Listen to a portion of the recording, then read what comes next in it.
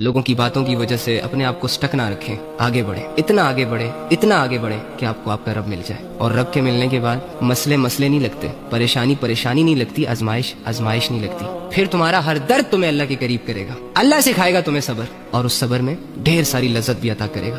غم کے سہنے میں بھی قدرت نے مزہ رکھا ہے. یقین کریں آپ لوگ بہت مس کرنے والے ہیں ان سچویشنز کو، جب دنیا آپ کو ہرٹ کرتی ہے اور آپ ادھر ادھر نظر دوڑاتے ہیں اور آپ کو کوئی سہارا نظر نہیں آتا، کوئی اپنا نظر نہیں آتا، کوئی سمجھنے والا انسان نظر نہیں آتا. ایٹ دی اینڈ آپ اللہ سے خود کو کنیکٹ کر لیتے ہو. سم ٹائم رونا سٹارٹ کر دیتے ہو، سم ٹائم اللہ سے باتیں کرنا سٹارٹ کر لیتے ہو کہ اللہ کوئی نہیں سمجھ رہا، کوئی نہیں ہے، اکیلا ہوں، وغیرہ وغیرہ. یہ جب تم ٹوٹا ہوا دل اپنے رب کے پاس لے کر جاتے ہو اور روتے ہوئے اپنے رب سے کہتے ہو کہ اللہ دل ٹوٹ گیا ہے، اور بدلے میں جو تمہیں اللہ احساس دلاتا ہے کہ اٹس اوکے، میں نے اس دل کو بنایا تھا نا، میں ہی اسے جوڑوں گا. ان کیفیتوں کو آپ بہت یاد کرنے والے ہو.